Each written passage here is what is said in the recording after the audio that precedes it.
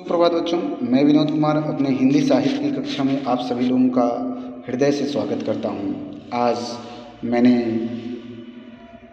जो पाठ लिया है उस पाठ का नाम है भारत माता।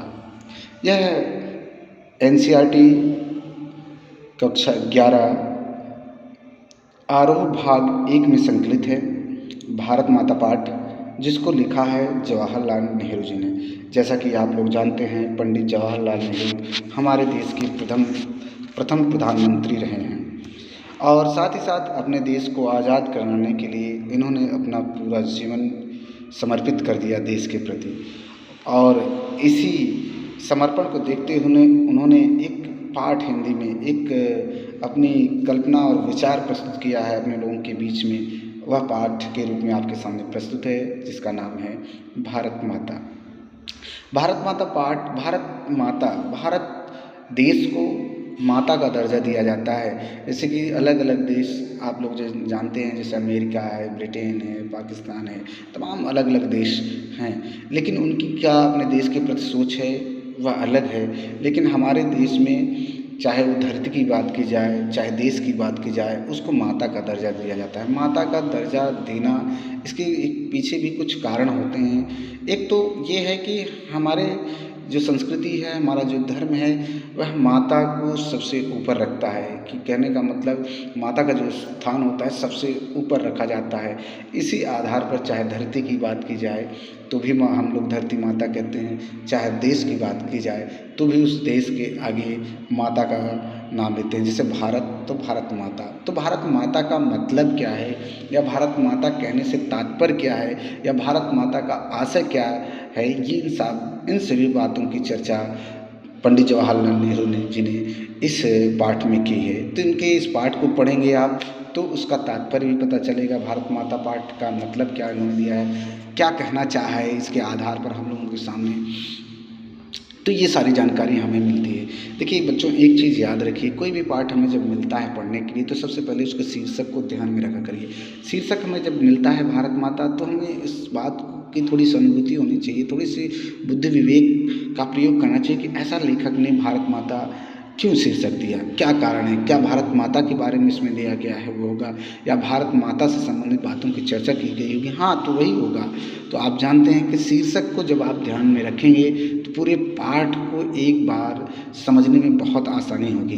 पूरे पाठ का मूल भाव, मूल बातें आपके दिमाग में बैठ जाएंगी और उससे संबंधित जो भी प्रश्न बनने होंगे या बनेंगे, आप उनका आसानी से उत्तर दे सकेंगे।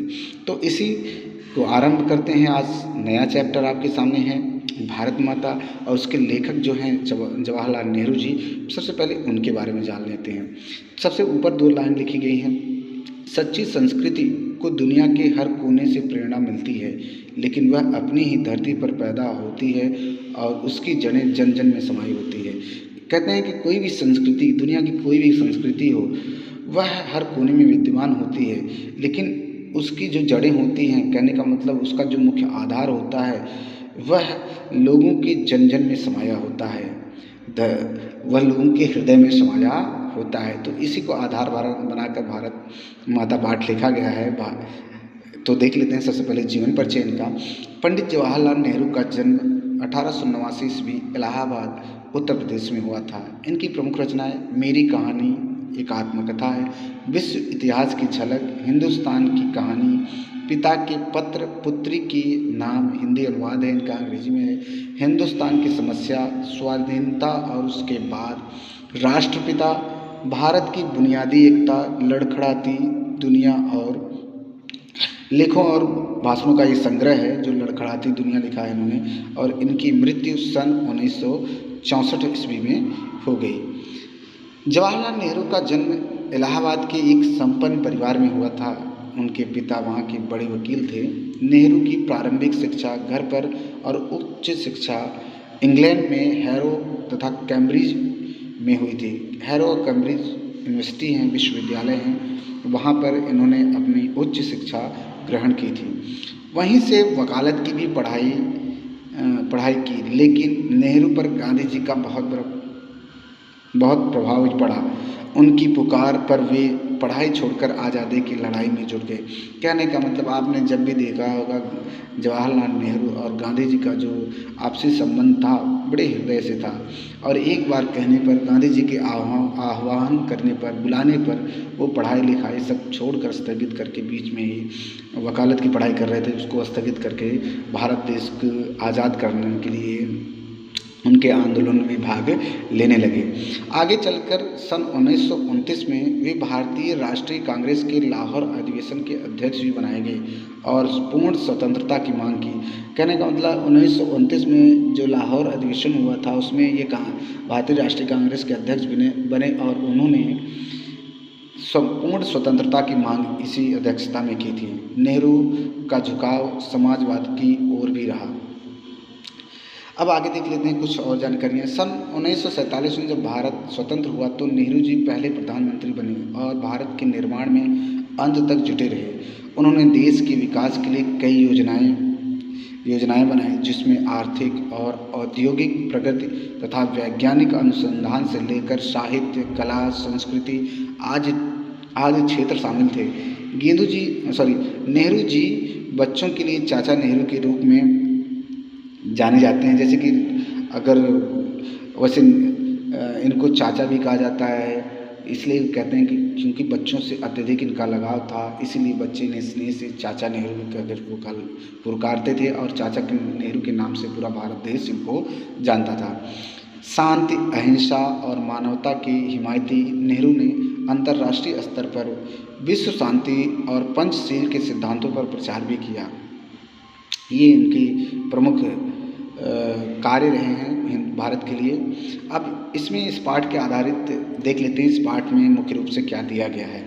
प्रस्तुत पाठ हिंदुस्तान की कहानी का 5वां अध्याय है। हिंदुस्तान की कहानी एक इनका संग्रह है, उसी का 5वां अध्याय इसमें संकलित है आपकी आरोह भाग 1 में।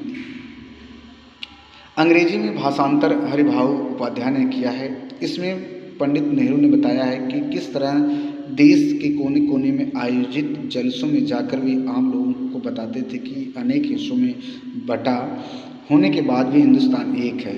इस अपार फैलाव के बीच एकता के क्या आधार हैं और क्यों भारत एक देश है जिसके सभी हिस्सों की नीयत एक ही तरीके से बनती बिगड़ती है, यही पूरे पाठ की विषय वस्तु है। अब देखा जाए इन्होंने जो विषय चुना है उसकी विषय वस्तु क्या होनी चाहिए, तो उन्होंने बताया भारत के बारे में। वाकई भारत है क्या, हिंदुस्तान है क्या। अलग अलग हिस्सों में अलग अलग बोली, भाषा, संस्कृति अलग अलग रूपों में बटी है, लेकिन फिर भी लोग एक बंधन में एक स्थान से जुड़े हुए हैं और वह स्थान क्या है, हिंदुस्तान है। और कैसे एक भारत देश बना है, इन सब के बारे में इस पूरी पाठ में चर्चा की गई है।